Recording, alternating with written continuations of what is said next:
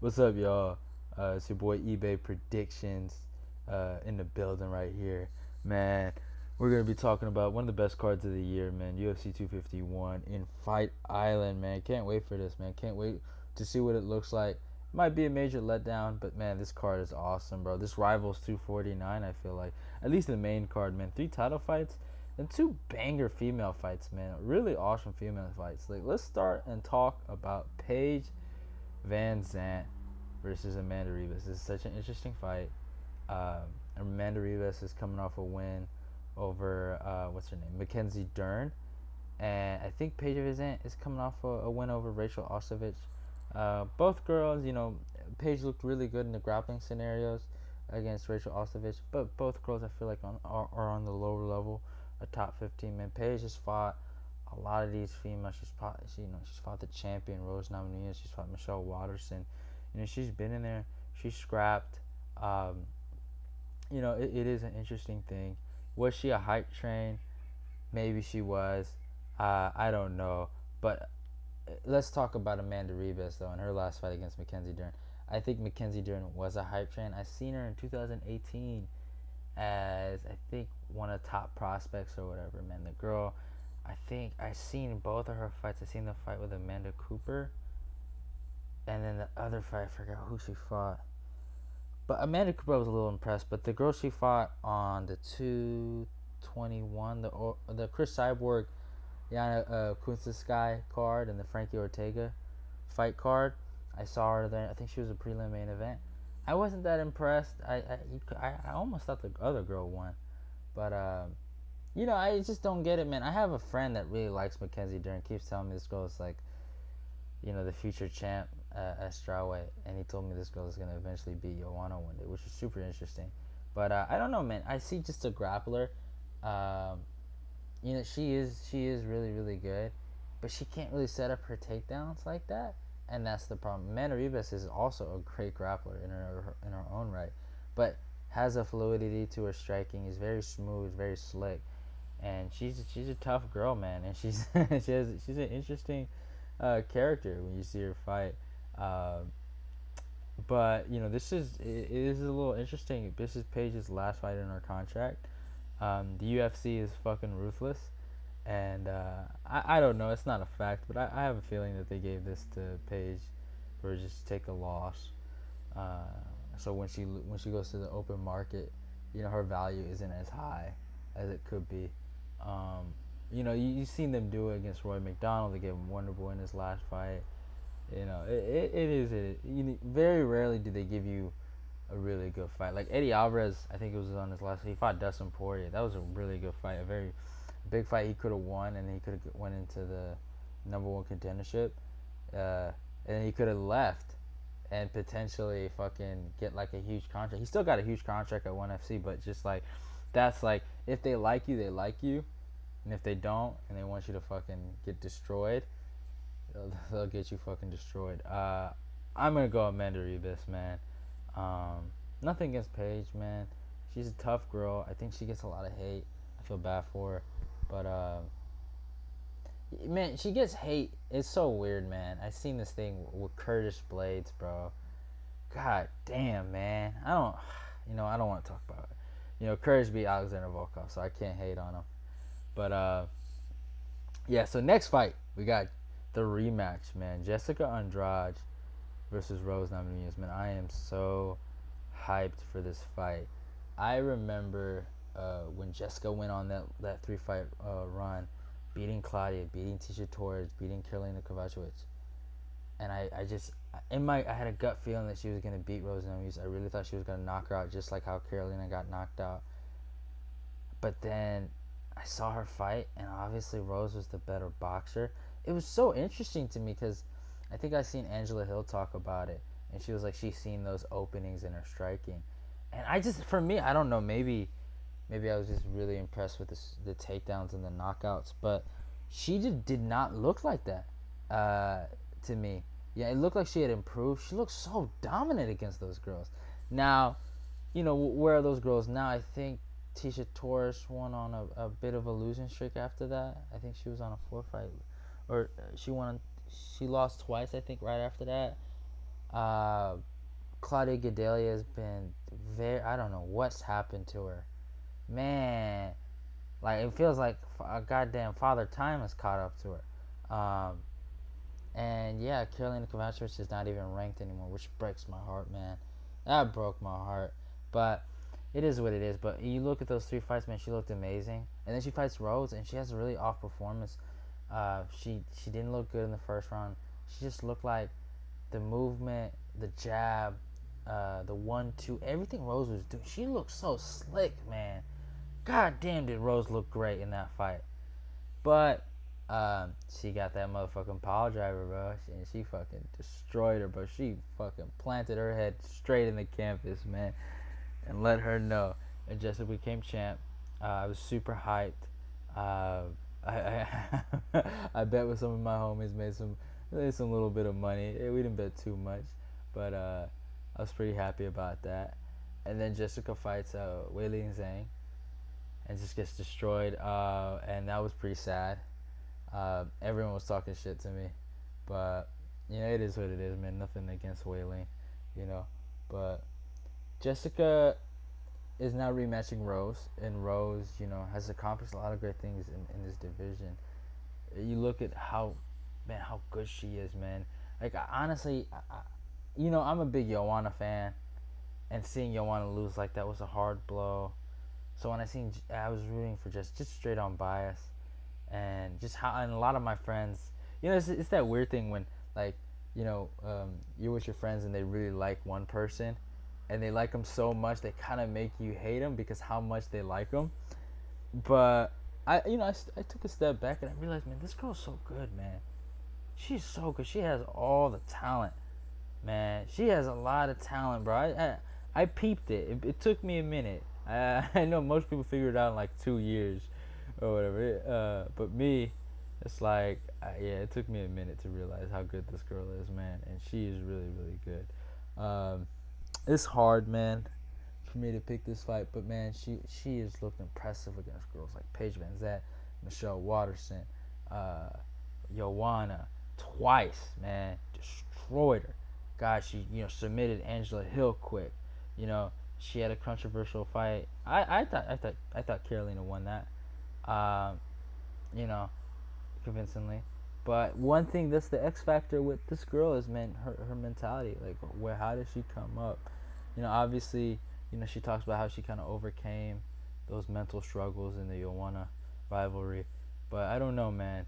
Like, when you have mental problems like that, it's kind of hard to take them away. They're always gonna be there. They're always like, you can't just. It's a part of you, so it's kind of hard to just completely take it away, Like, unless you just truly, like, some people can do it. It's not impossible, but also it's not everybody that can do that.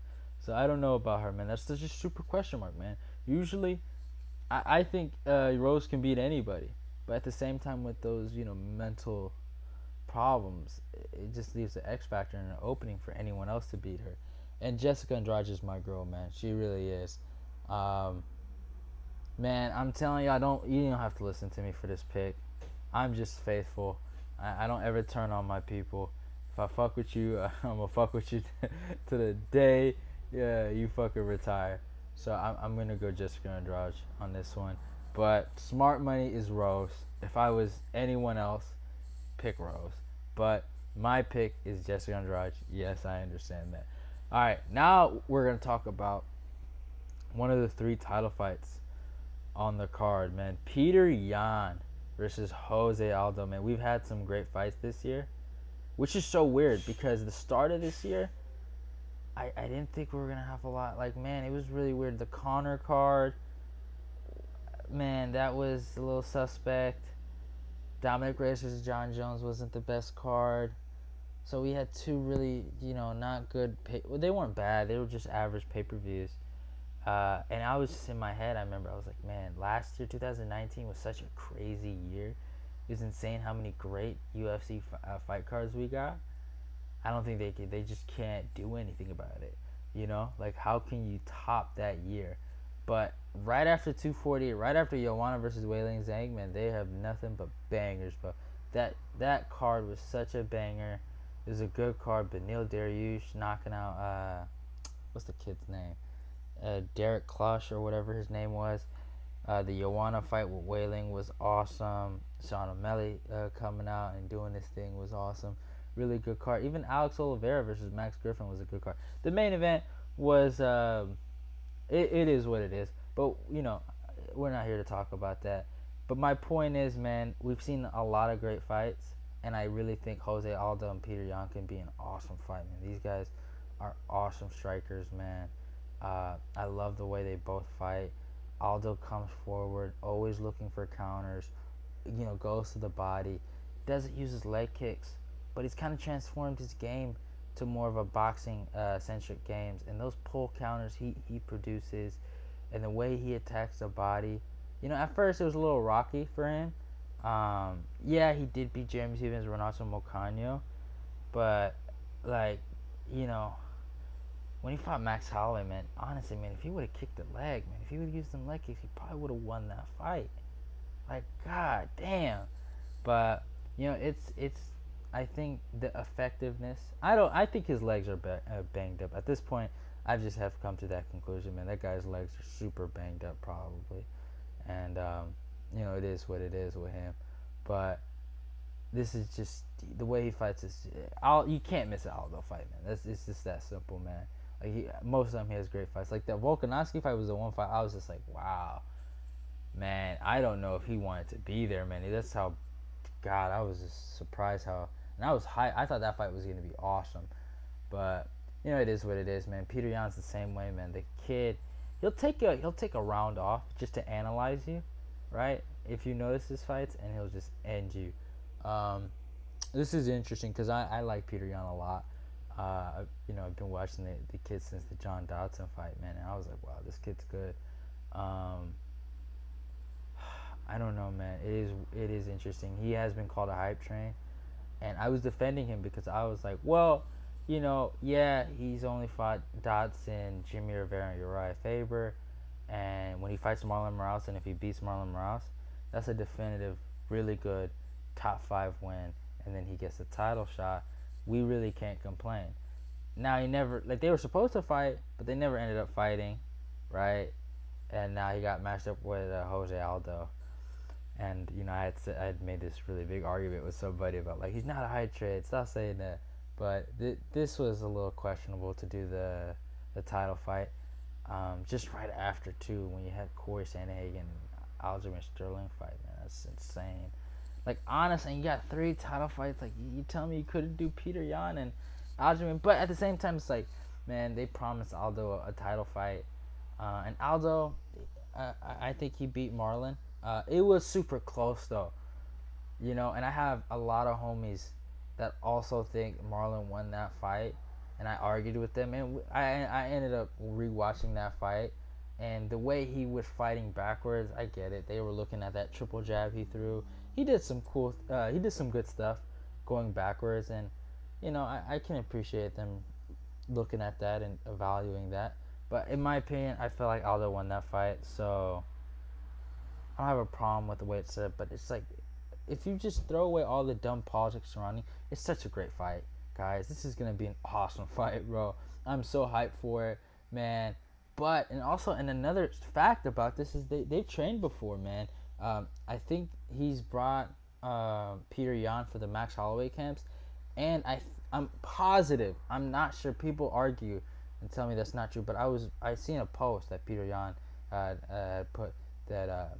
He was training with Aldo for the Cejudo camp that Aldo was getting ready for Cejudo. I could be wrong, but they've trained before. I think Aldo's coach had just come out and said stuff like, yeah, Aldo used to mess him around and ragdoll him and stuff like that. And we all hear sparring stories and stuff like that, but at the end of the day, it's sparring. The intent of sparring isn't to try to like really beat somebody. It's just, let's see how we can both get better and stay safe. And it is what it is. But that is an interesting point, and we should put that into account. This is gonna be an awesome fight. I am gonna be going with a younger guy. I'm gonna go with Petr Yan. Nothing against Aldo. I think he fights great at bantamweight, but I think this kid is just different, man. He's hungry, um, and he's just he man, he looked amazing against Faber. But I could be wrong. I wouldn't be surprised, man, if Aldo got it done.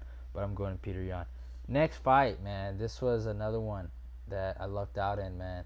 But it didn't go the way I kind of was expecting it to go. Uh, Max Holloway versus Alexander Volkanovski. I ended up picking Volkanovski to beat Max. And it was so weird how that fight ended up going. Because it completely shocked me. You know, if you look at Volkanovski's fights, I haven't really seen him utilize leg kicks like that in any of his fights. Like the Darren Elkins fight, the Chad Mendes, even the Aldo fight. You know, he didn't really do it like that, man. He has a great right counter and, you know, great movement, great pressure. If you look at those other three fights, he can clinch up and go for takedowns. You know, for a long time, I said Max Holloway, you know, would have problems with guys like Frankie Edgar, Chad Mendes, and Volkanovski, just based on the fact that both guys have great hands, or they have really decent hands that set up their takedowns, and they're gonna really challenge him, you know. But he did amazing against Frankie. He completely stuffed a lot. I don't know what it was like, one out of something takedowns that he stuffed, man. I forgot, man. He stuffed a lot of takedowns from Frankie. Looked really good. He never got to fight Chad Mendes, which is a travesty. We should have seen that one day. But you know, I really thought Volkanovski was going to use his wrestling. He tried. He wasn't able to do it. But the way he used those leg kicks to really mess with Holloway's footwork, you know, Holloway has a beautiful pullback counter. He does, man. If you look at that Jose Aldo fight, you know, he dip his head right in front of him, pull back, hit him with a 1-2, and dropped him in the first fight. It was beautiful, man. The kid is just good.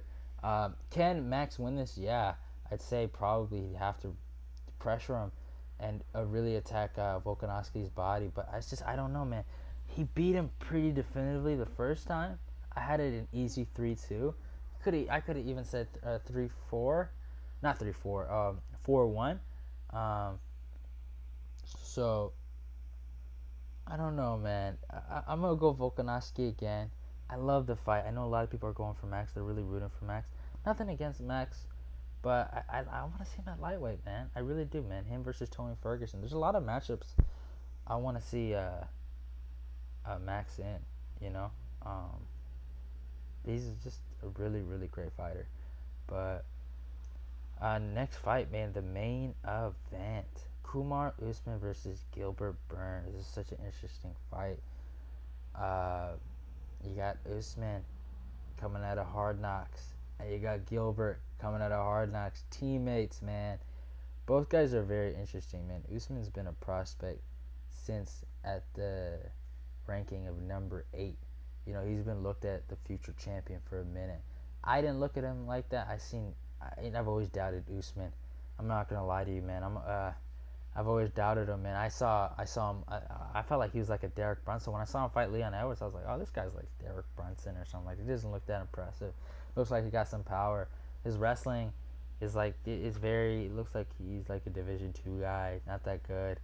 Looks like he might make the top 5. I don't know, but he has gotten better by each fight, man. You've seen it. His MMA wrestling has gotten tremendously better. Being a guy, if you look at his credentials, man, just a Division 2 national champion, that's still a feat. But compared to all the other wrestlers at 170, like Colby and Tyron, he doesn't compare in terms of credentials. You know, Woodley's accomplished so many great things as a college wrestler. Colby has accomplished really good things as a college wrestler. But it doesn't fucking matter in the octagon, man. You know, that doesn't define you. You can get taken down.